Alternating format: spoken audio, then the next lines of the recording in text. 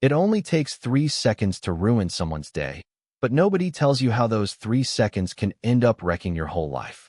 That's what happened to Victoria Sterling, president of the Rosewood Heights HOA and self-proclaimed queen of Atlanta suburbia. The morning she decided to teach a lesson to a cleaning girl. Well, let's just say, if she'd known the whole world was watching, she might have kept her heels out of the mud. You want to know what real power looks like?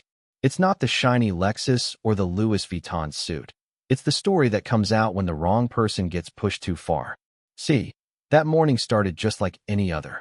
The lawns in Rosewood Heights were so perfect they could have been photoshopped. BMWs, Teslas, Bentleys, all lined up for the weekly HOA meeting. But Destiny Washington, kneeling beside a Lexus with a bucket and rag, she didn't belong in this world. Not unless she was holding a mop. Destiny was 25, working her way through Harvard Law by cleaning cars for people who didn't know her name. Her hands were cracked from scrubbing, but her mind was sharp, and her heart stronger than any of those engines parked along the curb. She could feel the eyes of the neighborhood on her, judging, dismissing, barely seeing her at all. Except one pair of eyes always did. Victoria's heels announced her before she even spoke. That click, click, click, sharp as gunfire. Destiny didn't even flinch. She'd learned to expect it, to brace for it, the way her late father taught her. Always know who's watching, he'd said, and even 10 years after his funeral, she heard him whenever she walked into these wealthy neighborhoods. She carried his photo in her pocket, along with her mother's last letter. Her mother, who'd disappeared the same week her father died, leaving Destiny alone at 15. Destiny didn't look up until she had to. "What the hell do you think you're doing to my car?" Victoria snapped, voice loaded with the kind of contempt you only get from decades of unchecked privilege. "A black girl, in my neighborhood, touching my property?" The words hung heavy, poisonous. Destiny kept her movements calm, measured. Every kid who's grown up in the shadow of prejudice knows you survive by moving slow, speaking soft. "Morning, Mrs. Sterling," she replied. "HOA hired me to detail the cars before your meeting." Inside, her heart was hammering, but you'd never know it. Victoria's eyes narrowed. "Washington, that name sounds familiar. Didn't your family used to live here?" Destiny's hands trembled just a little as she went back to work, remembering the house they lost 10 years ago, the house Victoria herself had taken. The stress killed Destiny's father 2 weeks after the eviction. A heart attack, but everyone knew it wasn't really about his heart. Destiny was scrubbing a stubborn spot when her cloth flicked a little dirty water onto Victoria's pristine shoe. The older woman gasped, drew herself up, and then, right in front of the crowd, she slammed her foot into a puddle, splashing black mud all over Destiny's face, hair, uniform. "Oops," Victoria laughed. "People like you are used to being dirty, aren't you?" That line cut deeper than the mud. Destiny stood, mud running down her cheeks, but her hands weren't shaking from fear anymore. They shook from rage. Victoria mistook her silence for submission. "Are you going to cry like your mother did?" she taunted. "Better not make a scene, or I'll call the police. You know how that ends for people like you." But this morning was different. The dash cams of a black Bugatti, parked behind the Lexus, blinked in silent record mode. And Destiny recognized those cameras. High-end, high-resolution. She'd done her homework. Tony, the security guard, walked by just then, giving Destiny a subtle shake of his head. "Don't react," his look seemed to say. Victoria pulled out her phone and called security, her voice rising for everyone to hear. "Suspicious black woman by my car. Possible theft." Destiny wiped the mud from her eyes and looked straight at Victoria. "You destroyed my family," she said quietly. "My father died because of you. My mother disappeared because of you." Victoria scoffed. "Your father was weak. Your mother was smart to run. You're just a cleaning girl who doesn't know her place." She leaned in, the sour smell of expensive coffee and cruelty filling the air. "Now get back to work, or I'll have you arrested." But then the Bugatti's door opened. Out stepped Brandon Hayes, CEO, former Navy SEAL, and not someone you wanted to mess with. Victoria's face went white. "No, not you. Anyone but you." Destiny smiled for the first time that day. "Hello, Brandon," she said. Victoria tried to switch gears, her voice syrupy sweet. "Brandon, darling, I didn't know you'd be here so early. Whatever this girl told you." But Brandon wasn't having it.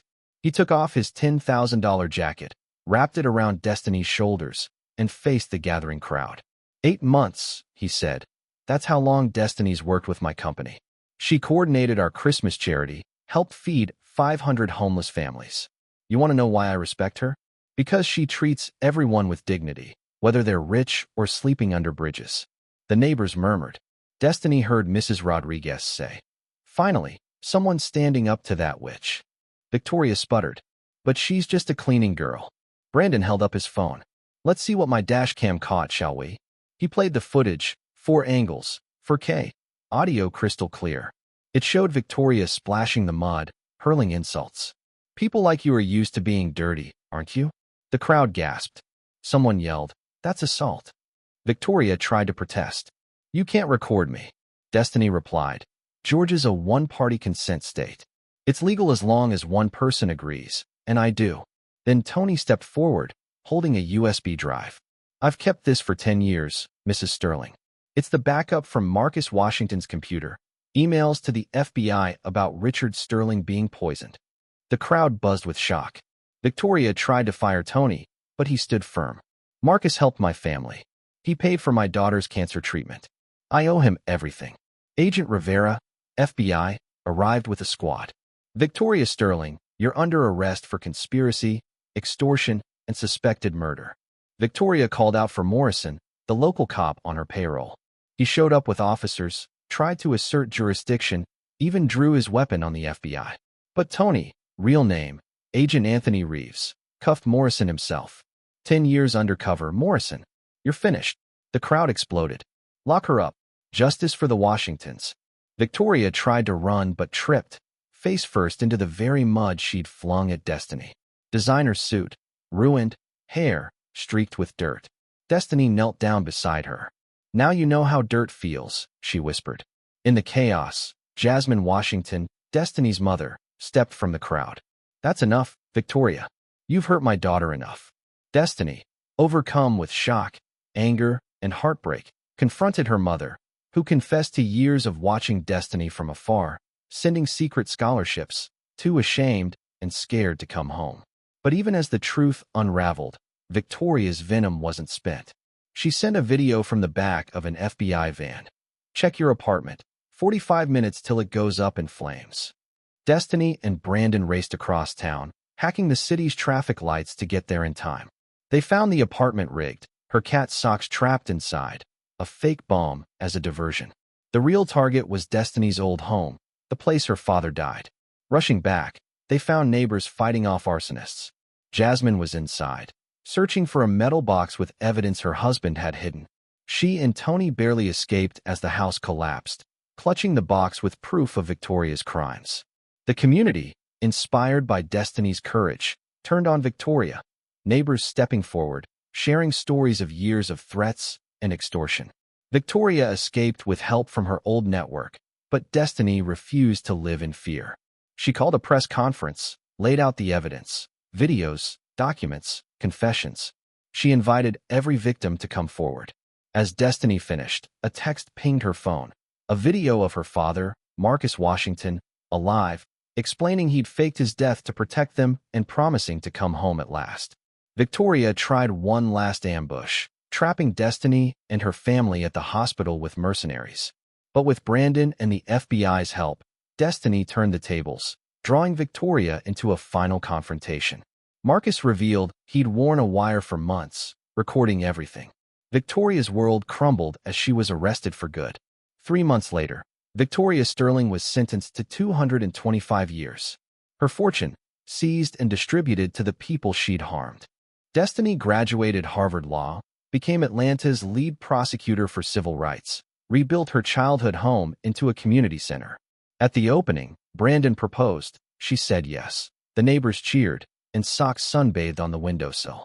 Where mud once marked cruelty, a lotus fountain now stands. Where hatred fell, love grows. Destiny drove away with Brandon, the neighborhood's banners waving behind her. You want to know the real revenge? It's turning pain into purpose, mud into flowers, enemies into fuel for something better. So, what do you think? Does justice always win? Or is it just a matter of who tells the story? Drop your thoughts below. Let's talk about justice, forgiveness, and whether one act of kindness can really change a whole community.